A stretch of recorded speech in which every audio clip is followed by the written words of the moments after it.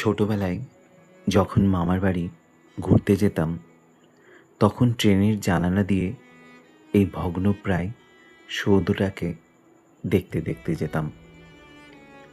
চাক্ষুষে বা সরাসরি এই স্থাপত্যটাকে দেখার সৌভাগ্য আমার কোনোদিনই হয়নি। আজ বহু বছর পর সেই স্থাপত্যের সামনে এসে মনে পড়ে গেল আমার ছোটবেলার কথা, যে একসময় ট্রেনে করে যখন মামার বাড়ি যেতাম, তখন জানালা দিয়ে এই স্থাপত্যটাকে দেখতে দেখতে যেতাম। আজ বহু বছর পর সেই স্থাপত্যের সামনে এসে উপস্থিত হয়েছি। ফুটি মসজিদ বা ফৌত মসজিদ পশ্চিমবঙ্গের মুর্শিদাবাদ জেলার অন্যতম বৃহৎ ও প্রাচীন মসজিদ।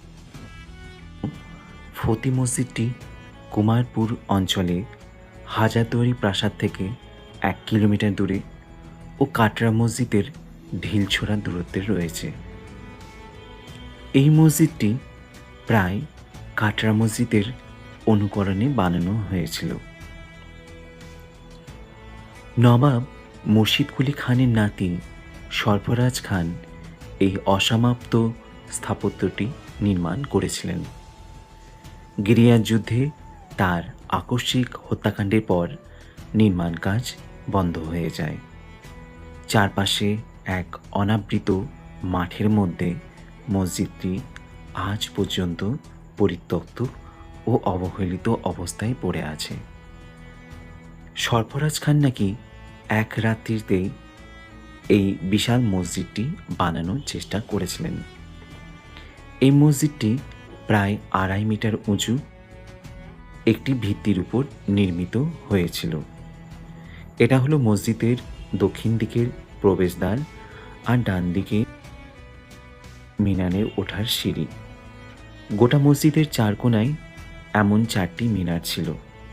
তার গায়ে আজও আছে পুরানো কাজের স্মৃতি। মিনারগুলি এখন প্রায় ধ্বংসপ্রাপ্ত। একটাতে ওঠার একটু চেষ্টা করলাম।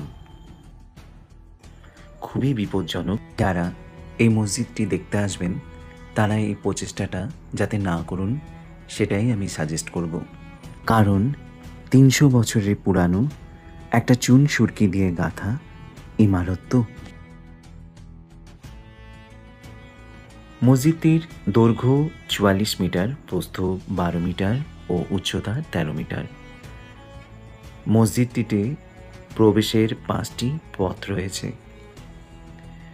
পিতা সুজাউদ্দৌলার মৃত্যুর পর 1739 খ্রিস্টাব্দে পুত্র সরফরাজ নবাবী মসনদে বসেন। স্মৃতি রক্ষার জন্য একটি সুরম্য মসজিদ স্থাপন করার কাজ শুরু করেছিলেন নবাব সরফরাজ খাঁ তার জীবদ্দশায়।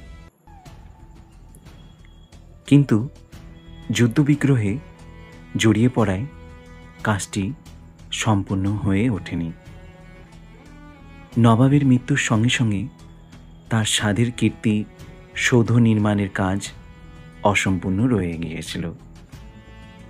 নবাবের আকাঙ্ক্ষা পূর্ণ হওয়ার আগেই নবাব ফৌত হয়ে যান, অর্থাৎ তিনি মারা যান। তাই অসম্পূর্ণ গম্বুজের কারণে মসজিদটি ফৌতি মসজিদ বা ফুটি মসজিদ বলে পরিচিত হয়। সংস্কারের অভাবে জরাজীর্ণ অবস্থায় এখন এটি প্রায় বর্তমানে ধ্বংসের মুখে।